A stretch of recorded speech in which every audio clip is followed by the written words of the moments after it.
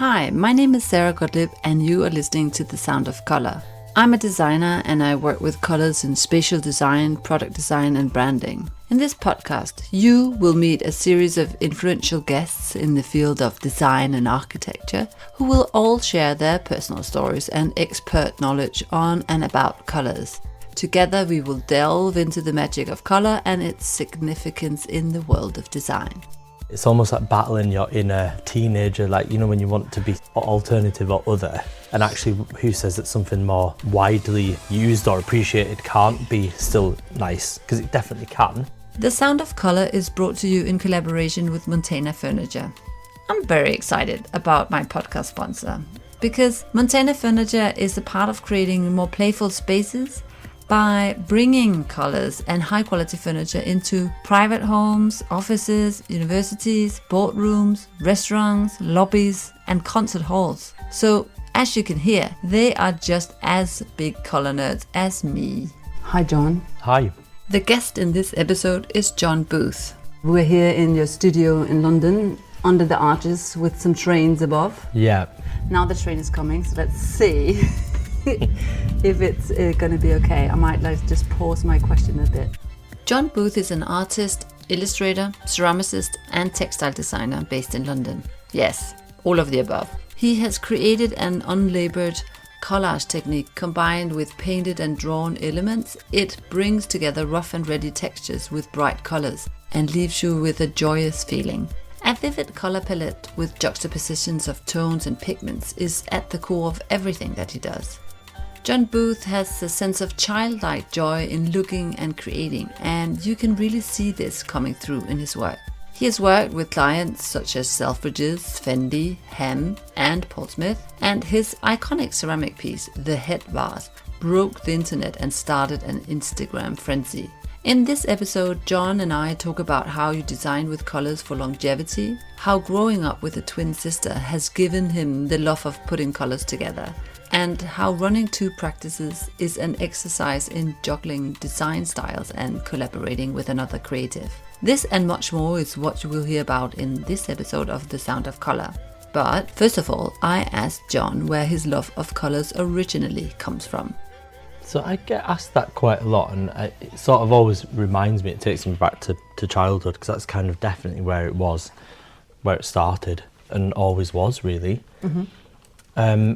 It's sort of, for me primarily, it was more about it was always to do with clothing. I negated colours to sort of how you engage with what you wear. And I've got a twin sister, and so we were put in the same clothes. So, like twinning? Yeah. Like, or people would buy two of something, but they would try and make it not sticking to gender rules. So I didn't get bought a blue thing and she got bought a pink thing. We got bought a yellow thing and a green thing. So it was like interchangeable. So in fact, very clear memories of being put in the same clothes, but feeling okay about it, until we got to a certain age where I was like, actually, I don't know if we do want to dress the same. But it was always to do with double colours. So it was because there's two of us, two of these similar garments that were like a lot of red across red, green, yellow, kind of the colour palette that I use a lot of now. Yeah. That was a really early memory for me. But also, I guess as well, being a kid in the 80s, I was less into technology and more about drawing. I really loved having drawing materials for getting given as gifts. So like felt tip pens and paper. And actually I was encouraged from quite a young age to be drawing, because my sister she was sportier than me, and actually quintessentially more of a tomboy, I guess. Yeah. So she would be out and about playing and I'd be at home colouring in. Oh right, so like opposite like gender roles, if you kind of go from the tradition, anti-vogue. Totally. Yeah, it's so true. And that's what it's almost quite contentious, because I do think about, because back, growing up in the 80s, I was almost like shamed for not being quintessentially masculine. Being at home doing crafts with paper, or doing drawing, or doing decoupage, cutting it out. Oh, I love decoupage. It's so funny. And essentially I still do that now, but in my own way. Yeah, holding up a collage, holding up making my own coloured textures and making images out of them. I also just love the word decoupage, because basically it's just a very fancy word for collage. It is. I wonder what. I was thinking about it the other day, because I was like, what makes it decoupage?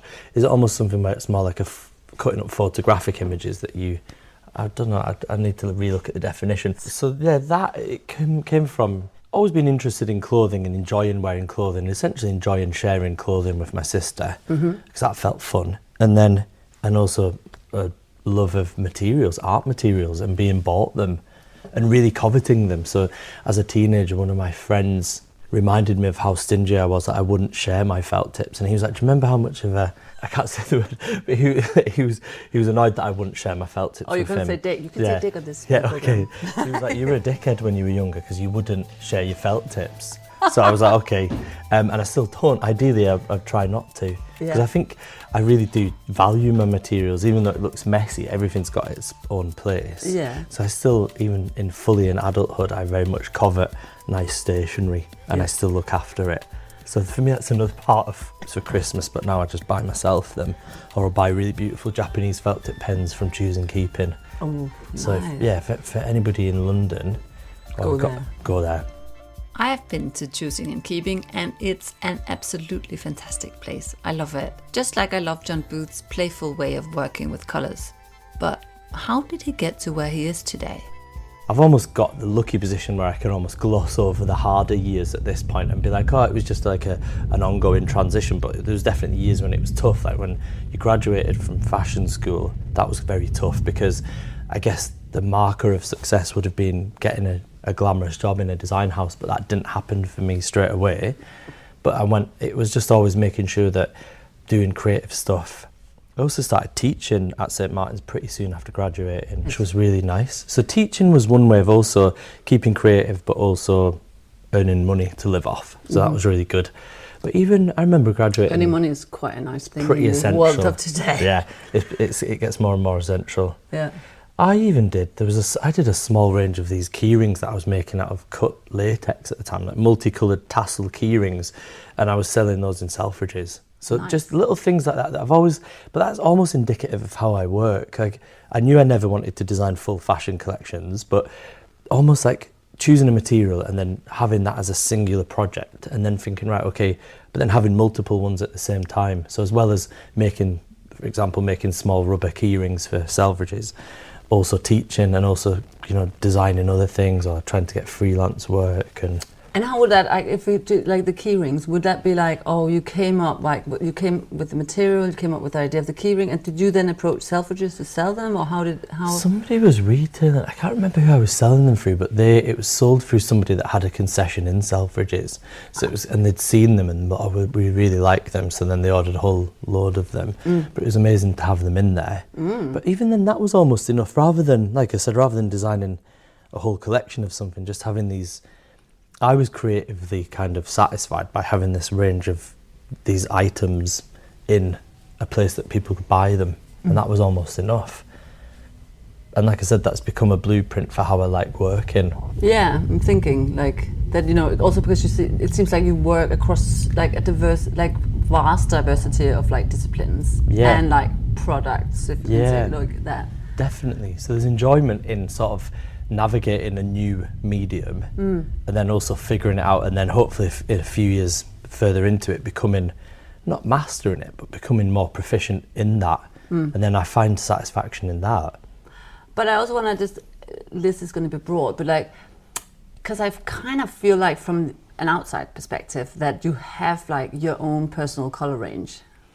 True, there is. Would you agree? Let's be honest. Would you? What is that? Do you get offended when I say that? Absolutely not. No, but I take that lightly, and I also agree with it very much. But I even point it out. It's really funny because for a project recently, I got to choose a lot of colours from a sort of swatch book, and then I thought I was being really really pushing the boat out with my colour choices, and then when the person I was working with saw the colours, were like, oh wow, that's a very you colour scheme. And I was like, wow, okay, it is. Even if I think I'm branching out, I'm probably not. I want to, because you just go back. It's like, I also joke with people, like, when people will put on Instagram, or what colour should I paint my wall, and there's 5 swatches of beige. I'm like, well, that's not a colour, is it? No. So when I'm always like, there's no colour there. So for me, I think I see colours quite like, they have to be quite definite. And I'm not discrediting. It's a bit like felt tips. Yeah, precisely. You have to be able to see them. Like, it's funny, but I it's always done with lightness. I'm not prejudiced against beiges or neutral colours, but I just can't imagine using them. So when people, and I will joke with people, when people, I share a studio with other people, and if they're quite subtle or sophisticated with use of colour, there's often a joke that people would be like, oh, you're not going to understand that, it's too sophisticated. And I quite like it. I think it's good. I think that the conversation about colours and the use of them, and if colourfulness is sophisticated or not, is very interesting. And we will definitely have to return to this conversation. But first, of course, John Booth has to go through the recurring experiment in this podcast. So the experiment involves that you choose a colour and then I get a musician to compose the sound of the colour that you choose. So, John, what colour do you want to hear the sound of? Yellow, for definite. It would have to be, because I'm just, even my whole life I'm surrounded by little spots of yellow or bigger amounts of yellow. But for me, it would have to be quite a dark yellow. Like and it's a dark, slightly darker. Like if people know what a JCB truck is, like, so it's like an industrial yellow, like a sort of, like, I would call it a digger, like, you know, like when like a digger, industrial yellow, like where it's been like, you know, sort of a sprayed industrial yellow. Wow, nice. Maybe I guess the noise for that, for me, I almost do link that to machinery or mechanics, but then also I really love seeing that, because we try and recreate that with ceramics or in my sort of drawings, like we're looking dark on yellow. On your decoupage. On my decoupage flower, we've got a darker yellow, but that in gloss. So for me, it's almost like, maybe I'm taking this too far, because you just said what colour, but now I'm almost telling you what surface as well. But I think a shiny... I think surface is a very important part of it, because a matte colour and a shiny colour is very different. Yeah, or a plush, because I always go back to fabrics, but one of my favourite fabrics is velvet. And I love a colour in velvet, like a dark yellow velvet would get me going. But I think like velvet, I think of colours in terms of not trying to religiously recreate it in different surfaces, but how a same colour could feel quite different, like what you just said, in different surfaces. Yeah. So a dark, because my sofa at home is dark yellow, but I've painted a wall behind it in a yellow, and it kind of clashes, but I love seeing them together. Yeah. And then, you know, yellow ceramics or yellow objects that I have in the house, and different, yellows in different surfaces get me going.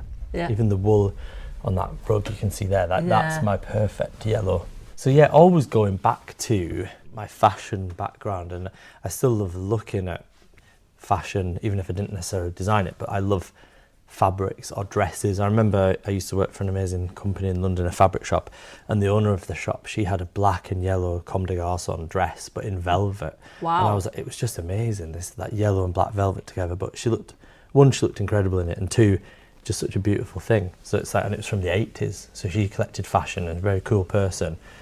So yeah, it's almost like, for me, I almost get quite nostalgic for a particular colour that I've seen in an example like that, like the colour of Nikki's yellow velvet dress. That's ingrained on my memory, and whether I try and recreate it or just happily remember it, is sort of, that's where we're at with that.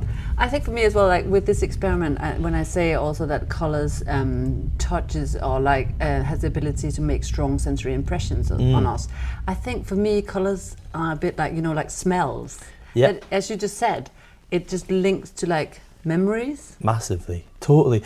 And that's why I love when fabrics have been washed out by the sun. So I used to have this amazing blue jacket, and it got sun bleached, and it went almost like indigo. It went like lilac colour. Wow. And that transition, I preferred it when it was the lilac colour, but I'm really into like almost like having a colour, then seeing how long it can last. Because I've got clothing that I've had for years, and I love seeing it fade or like change, seeing how it changes. Even holy fabrics I quite like sometimes, if it's really worn and torn, I quite like it. But faded, to me, sun bleached fabrics are also, they get me going in a way that I can't describe.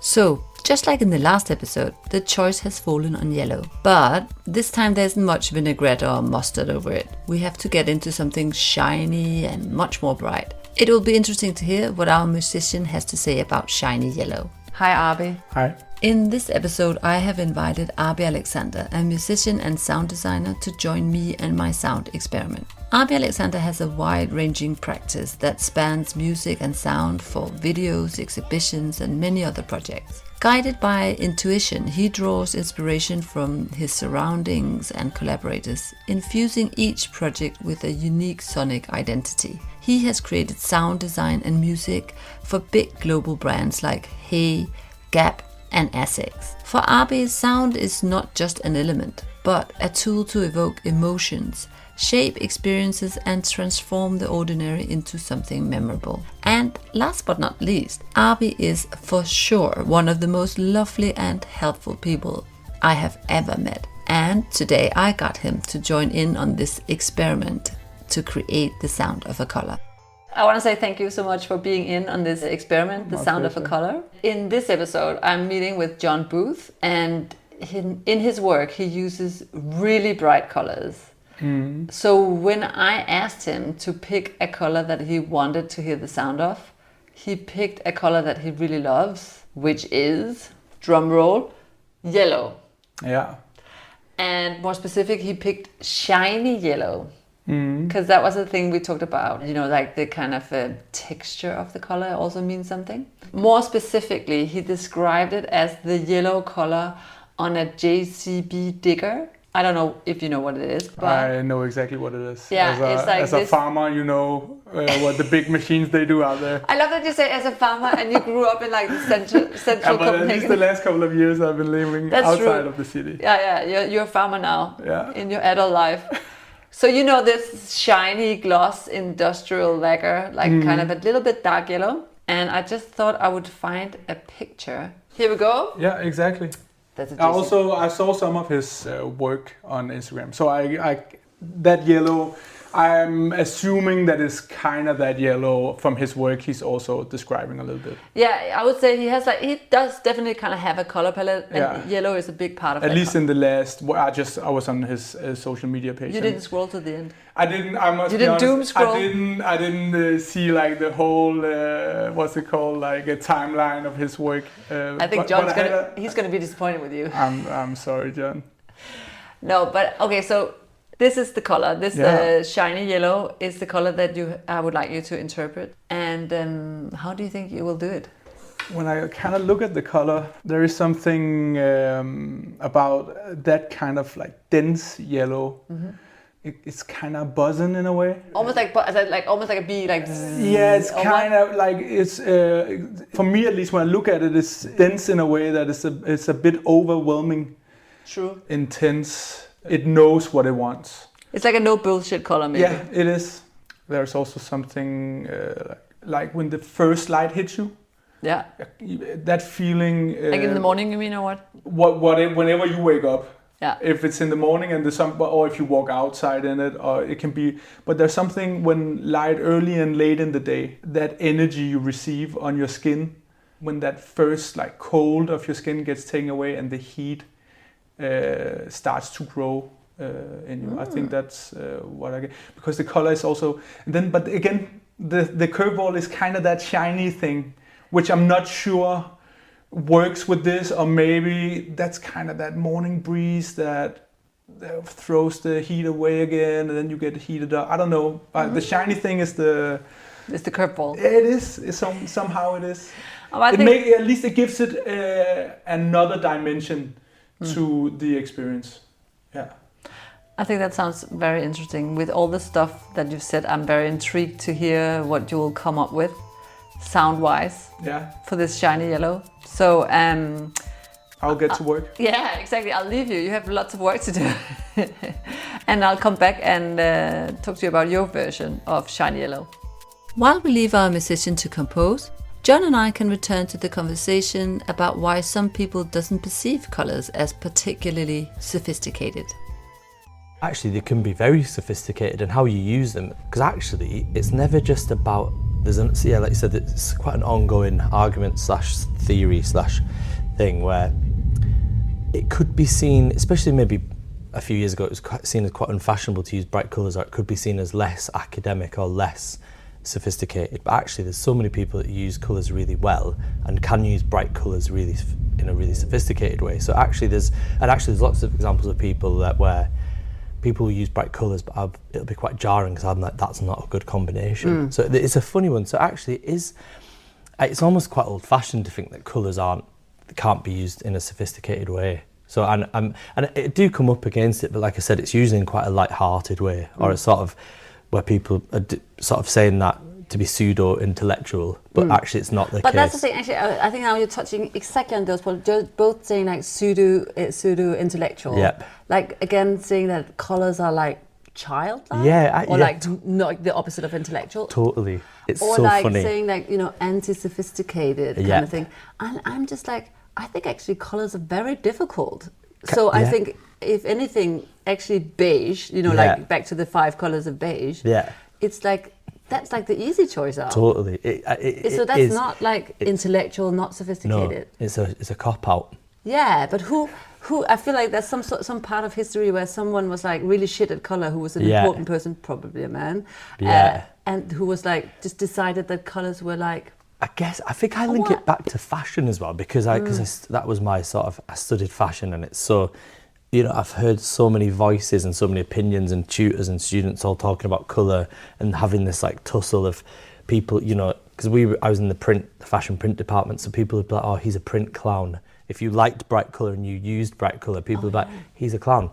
But if you were like this sophisticated, cool, like minimal, like women's wear or menswear student that just used black or beige, a certain colour of beige, they were cool. And they were like, but I still think, I even have friends that were like that, and I'm like, oh, they are quite cool. Yeah. So there is like, but isn't that, what's the sort of in-between point, or there's got to be something else just than that. But I do think things have changed, but I think it's almost quite dated when people think like, what's super dated. Yeah. Because to me, it's almost links back to fashion. But I think I'd say also today with Instagram today, I also feel like some of the very cool influencers, they're also very beige and neutral and black and white. Where of course there's also big influencers that are super colourful, but it's kind of like that. Then they are also funny. Yeah. And I'm like, you can't be serious and sophisticated apparently, and then also just love a wide range of colours. True, it's so tricky, isn't it? I guess it is, but I think it comes back to almost people being discrediting something overtly colourful as being non-serious or playful or thoughtless in a way. Whereas I would say, I approach colour with quite a lot of thought, but still playfulness, but generally something that I would never put colours together if I didn't find them pleasing to look at. And it was even when I was, you know, designing things. But I've also worked at fashion houses where I've had to really compete or contest with senior staff members' voices being discrediting something that looks too frivolous or colourful.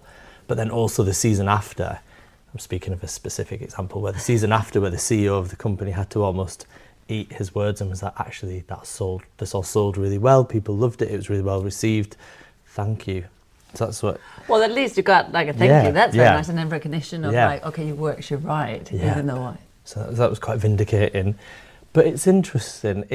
But also, just to flip this totally on its head and to sound really contradictory, back to influencers' style and stuff I'm seeing now, there's almost like, it could have almost gone the other way, where I'm seeing people, there's certain almost like design cliches or objects that I'm seeing now that people are using that I don't think is very thoughtful, but then people almost are now buying into that colourful aesthetic where you can buy the certain key pieces, put it together, and then they've bought an aesthetic, but I can almost see how empty that is as well. So it's kind of like, it's such a funny one, isn't it? Yeah, it is funny how you can buy into the idea, and especially like through now the world of social media, and we're all getting kind of exposed to the same visual impression. True. Or like, you know, because of like algorithm, it's like all of a sudden it's just something kind of booms the social media world. Totally, it really does. And it's an amazing thing, but it's like any of us, like we can use it in a way that's really good for us, but it can also be sort of detrimental, or also can be quite confusing or quite overwhelming, can't it? So if you see, because sometimes it could put me off something. I might like an object that I've wanted for ages, and then I see it on lots of different people's feeds, and then you're like, oh no, maybe I don't want that anymore. But I don't know, that's a form of snobbery. I know, I actually have this argument with my big sister, and she's a bit like that. She's like, oh, she loves something, and then she's a bit like, oh, she might save up for it because it might be a big thing for the house or like a piece of clothing or something, and then all of a sudden it becomes like a thing, and people have it, and then they're like, oh, she's like, oh, I don't want it now. And I'm like, really? But you still like it. But she's like, and then we have this argument, me and my sister, because I'm a bit like, well, I know it as well. I can get that feeling as well, but I also kind of feel like, well, if I still like it, it's still valid. It's true. I still have to like not give a shit. Yeah, it's almost like battling your inner sort of teenager, like, when you want to be so sort of alternative or other, and actually who says that something more widely used or appreciated can't be still nice, because it definitely can. Yeah. But I guess it's just sort of figuring that out, isn't it? Yeah. I very much agree with John that something very many have can be just as great as something very few have. And now we're going to talk about something that a lot of people have that John has designed. The Bronto collection is something that me and my collaborative partner Ian McIntyre have done for Hem, a Swedish sort of company that sells beautiful homewares and design related objects.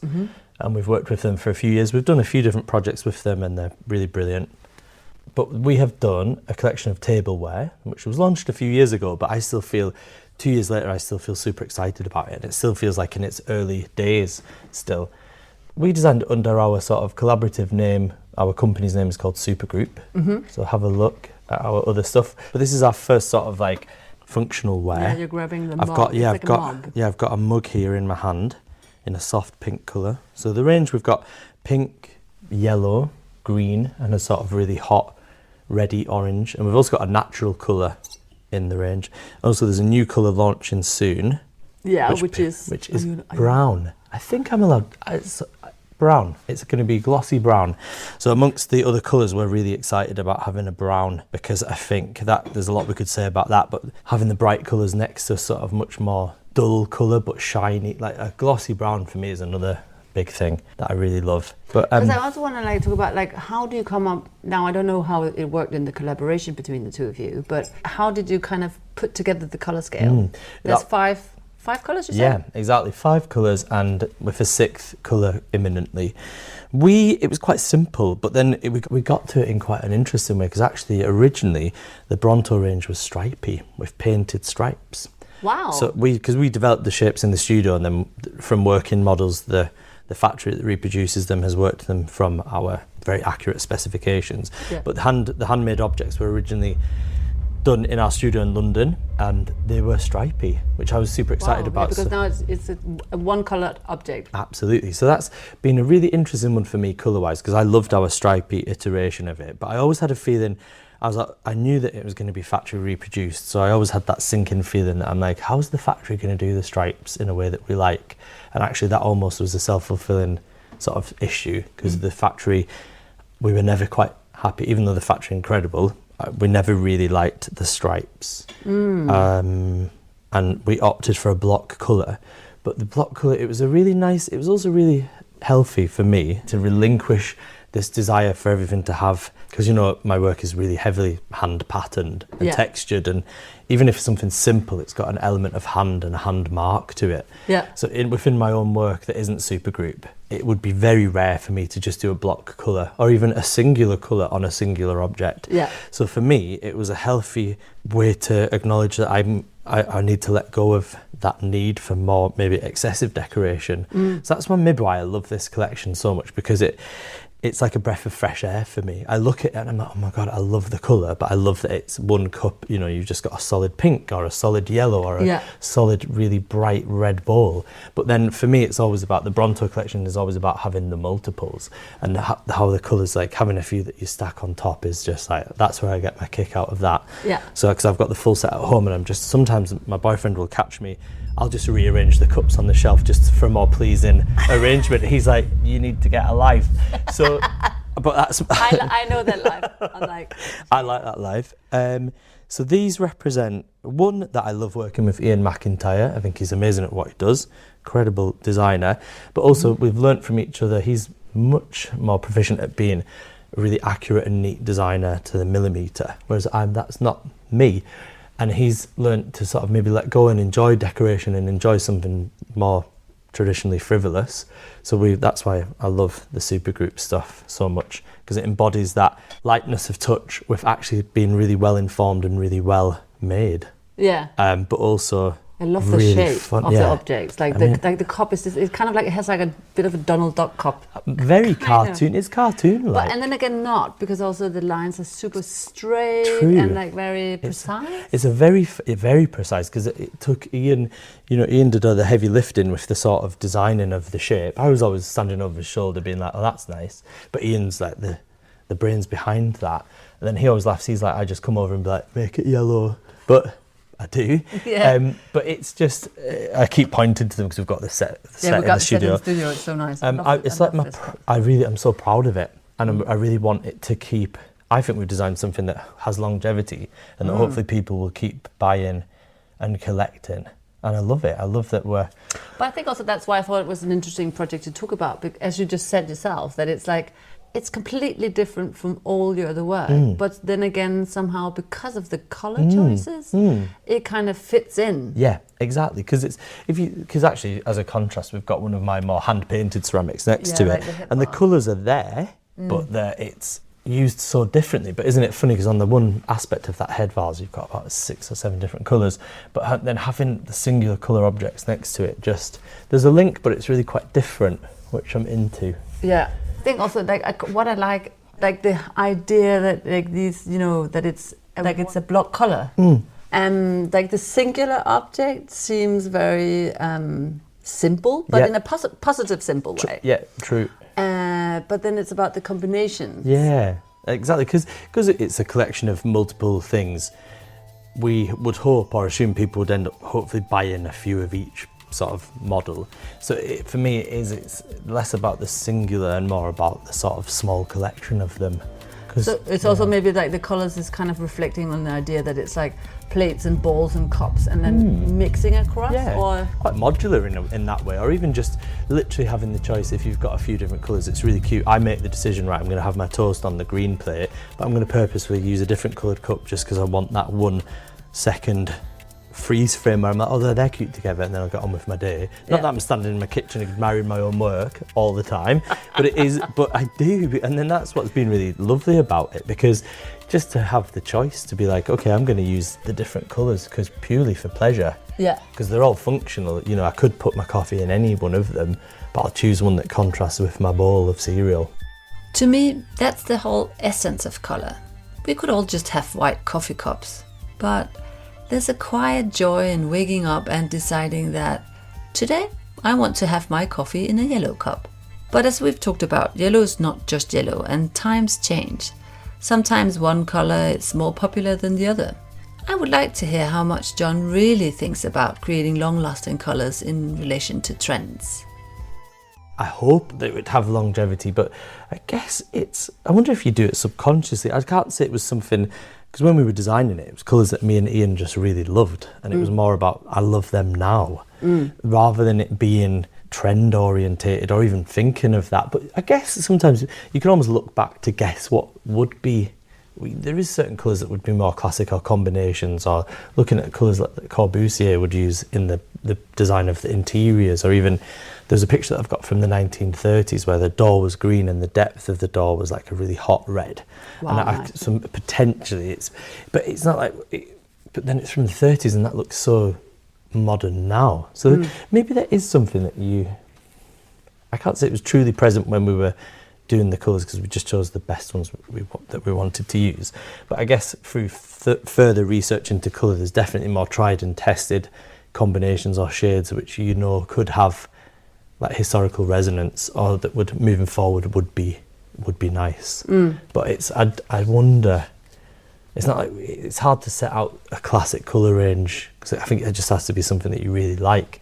For us, it's probably more about, and my own personal work, combinations, especially if you're designing multiples. It's like, okay, what looks good together? So like we said, stacking the plates. Yeah. Or like, it's about sort of, also the one thing that's kind of good but also heartbreaking with ceramics is that you can't get every shade that you want. I love hot pinks, but you will not get a hot pink shade in a ceramic that you like. No. I've tried for a long time.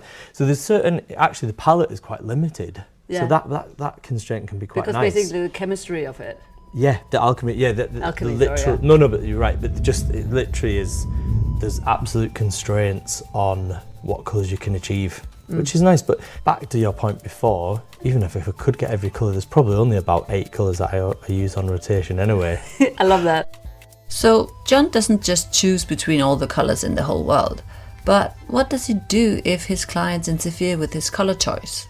Well, often, and what I quite like is when the client would point out, I actually often ask for, if just it was a fashion design project, I'd be like, what colours do you want? And often they'll be like, do what you want, but actually they'll come back with feedback, oh, we don't like this colour or that colour. So I quite like it when the client actually gives me quite a strict colour scheme. Obviously within, unless they said, oh, here's 6 shades of beige, I wouldn't do that. But like I did a project for Sunspell, a British sort of fashion company, and we came up with 6 colours that I really loved. And it was a conversation, but some of them were based on their archive colours. And then I introduced some of my own, but it worked super well, this 6 colour palette. But when I look at what we designed, it still felt really dynamic. It didn't feel limited, but it looked really concise and it felt sort of historically respectful to the brand. So I really loved that. And it's quite nice, I think. So maybe that was actually more like then you are merging your own color references with the company's color references, which was such a good example of how that could work super well. And even they have a lot of jerseys, so we did sweatshirts that were their classic grey marl, but then I was putting my colours on top of it, and I really loved how that looked. So that was really, really nice. So actually, I like getting some direction on colour. And I think people would probably think, oh, I wouldn't like that, but actually I really like it. But when it comes to, if it's our own work, I guess if I'm working with Ian on Supergroup stuff, that's a really nice conversation, and he's very good at, he would say, he'd be quite clear and be like, no, we shouldn't use that, or, you know, we have a really nice conversation around colour. But then when it's totally my own work, that's when you start getting stuff that's a lot more, it feels very loose. And I almost find it quite hard to self-set those parameters on a colour scheme, but I almost want to do that more, so I'm trying to do it, but it's so you mean hard. You're trying to limit your amount of colours? Yeah, but it doesn't always happen, but I wish it would. So it's really funny. Yeah, why? Just because I think it could look good. It could maybe, because sometimes I worry about stuff looking too repetitive, and I think repetition in work is interesting, but I'm almost aware of, you don't want to become too habitual with certain things that you use. So for me, it could be habitual. I don't know, but I'm never going to say to myself, right, you're not allowed to use this colour, but it's a lot easier when you've got an external voice doing that, isn't it? So that's why I like external design projects, because then you're not in your mind all the time. Yeah, and you can get something fresh out of it, where you're like, okay, they've limited the colour, and that's actually quite refreshing. So it can be nice. But actually, yeah, I don't mean that. I'm still going to use lots of colour. But I guess looking back at other projects where we've limited the colour and it still felt very me, but quite nice to have that limitation, but very hard to self-set that limitation. I always find it exciting to hear about how limitations can be inspiring. So now I want to hear about what else John is inspired by. So I showed you previously, I've got a box in which I keep colour swatches. So I like, when I'm doing design work or drawing work, I paint sheets of paper with colour, mostly gouache paints or acrylic paints. And what I really love doing is painting it one colour, let it dry, then on the back of that, paint it a different colour, but combinations that I really like. So when I'm cutting them up, I can sort of fold paper and stick it down or have a choice. But I basically reference a lot of my previous drawings for combinations, or if I'm doing a lot of collage, I'll keep scraps and keep these scraps as my own sort of personal ongoing colour reference. Because over the years I've definitely developed a palette that I really like, and I think it's tighter than what I would care to imagine. It is tighter than what I think, but I'm happy with that. Because it comes back to continuity. I think I can have continuity in my work through repetition of certain colours and certain colour combinations.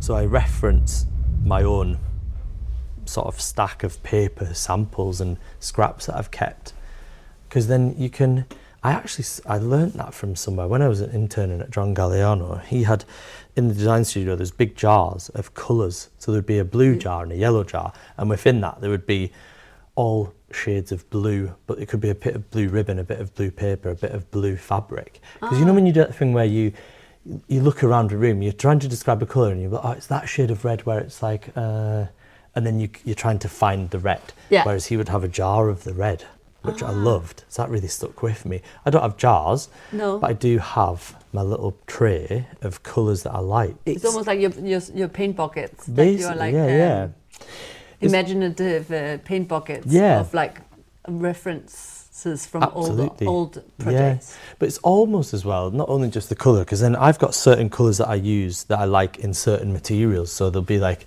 an acrylic ink in that particular red that I like, and there'll be an acrylic paint in that particular blue that I like. So I have to make sure that I just keep the certain brands and within those brands, certain shades that I use a lot within my work for continuity, but also because it's like the perfect blue for me, or the perfect red. I could pinpoint it. So I like acrylic inks, I like acrylic paint, and I like gouache, and that's what I use a lot of. And that's what I'm usually just standing painting sheets of paper in these colours and then working from that. I quite like we looked at the box before, and I quite like that idea that you kind of paint it on one side of the paper and then flip it and paint it on the other side. That. Also, because I think with quite a few of the people that I've talked to that work, intensely with color, I think a lot of designers and artists have this thing where like colors is also about the one color meeting another color. Absolutely, that's fully what I'm about. So it's combinations, because I never, unless it's Bronto, love. I'm never working with singular color. Well, I am, but I think in Bronto you are not. Like one object is single, but I feel like it's meant to be mixed. That's so true. It's true. But in my own work, I love like red and turquoise together, and the stripes, or like the combinations are really important, and it's kind of important. I say that, but more for like the most important thing is like visual pleasure from it, or like combinations that I find pleasing. So that's what I mean by important. But yeah, it is. It's very much about the succession of colours and how they work together. Because I do think there's certain ones that work better than others just based on aesthetics. But I know people I guess everybody's got their own code of rules around that. And I guess I do have a rule system, but it's not strict, but it's more like just combinations that look good. Yeah, but I think also what you said, like, you said like combinations that kind of just evoke an emotion within you. True. But it could even just be that, like for instance, red and turquoise just look so good together. And I use that a lot within ceramics and on like drawings on paper. Yeah. And it is an emotion, but for me, it's almost just like that instant, like, I love it. Like, it's straight away, I'm like, I love that. Yeah, and do you think that's some sort of like, does it feed back to some sort of memory, or is it, do you even know, or is it just that kind of an... But what I do like is that I still feel the same that I do as a child, that I did as a child, where you have a combination and you just know that it pleases you, and you're like, I love that, and I still have that as an adult, and it could, maybe there is a longer story, but for me, even if it's just that instant reaction where I'm like, that's great, that's it, and that's what you sort of strive for. You couldn't really ask for more than that, could you? If there's combinations or things like that you really like, then you just want to keep using it, and it's kind of, it works. I think that's a really nice place to start. Yeah, actually. We've accidentally rounded that up. Yeah, I think so. Thanks. Well, thank you. That was great. I'm gonna thank you for the conversation, and then I'm gonna look forward to the sound of yellow. Same, I'm intrigued. Yeah. The sound of shiny yellow. Yeah, shiny yellow. Amazing. Thank you. I could easily have talked to John for hours, but now it's time to hear what our musician got out of shiny yellow. Hi, Arbi. I'm back. Yeah, we are back. We're back. You have worked on interpreting the color shiny yellow. Yeah. I'm excited to hear your take on the color. Do you want to tell us about your creative process? The process was... what did you do? What did I do? I just tried to... I was also kind of lucky because the last couple of days before I worked on it, those associations that we talked about before was kind of around in my everyday life. So I had that early light a couple of days in a row, and we also had like some pretty decent weather in the area that I stayed. So it was buzzing around me in some way. So it was...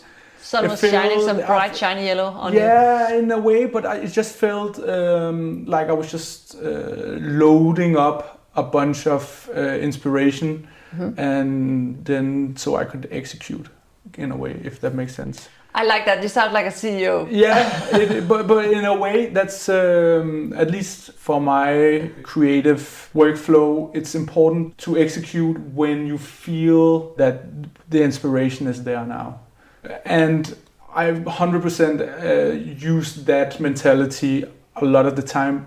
But I also feel that I have to put other elements into my everyday life for new creation to catch up into my system in a way. Yeah, so basically you're saying that you had to allow yourself some like freedom in your creative yeah, in a way. That doesn't mean that you don't sit there at 8:30 and start doing something, but maybe just this project, when you feel that, oh, there is something there, that was a sound or there was an association that makes me want to go into this project, then you jump on it. Yeah. A lot of the time it's just creating the right emotions and then being cool with that you make like small blemishes.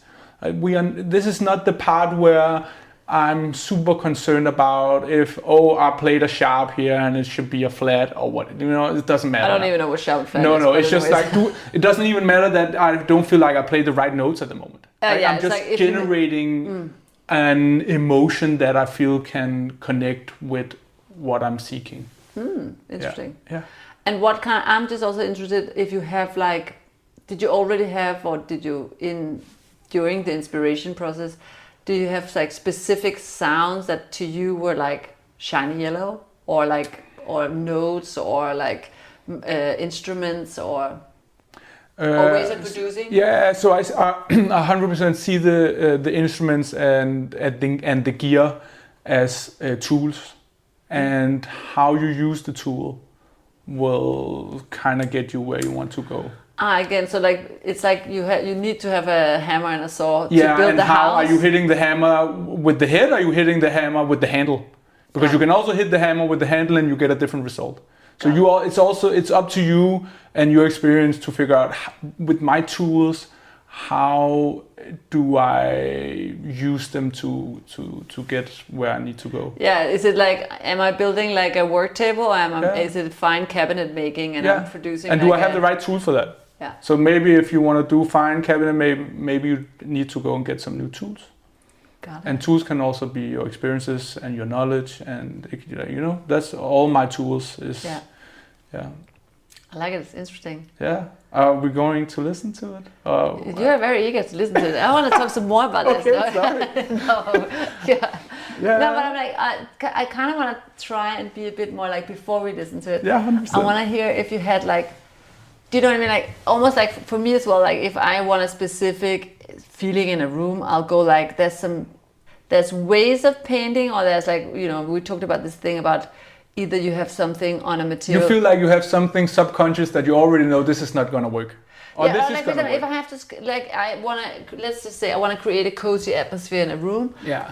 There'll be some colors that I'll go towards. And then of course, I'll have, as you talked about the tools, I will maybe think about if it should be a shiny paint, or if it should be like a stain so I can see the material through and stuff like that.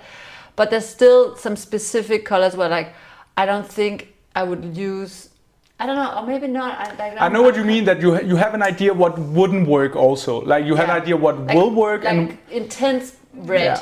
I would be like, lovely color, but maybe not in a room where I need to like, but relax. already there you're already making the red specific. Because I'm sure that the right red in the right circumstance with the right idea can be super calm and relaxing. Relaxing, but it takes that, but that's where all the experience come in, right? Because now okay, we need to make it red, because that's what's kind of like they told me to.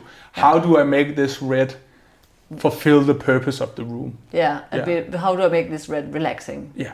Got it. Yeah. Okay, now I'm ready to hear it. So I think we should ask the listeners to put their headphones on, turn up the volume, get comfortable, close your eyes, because here comes the sound of shiny yellow.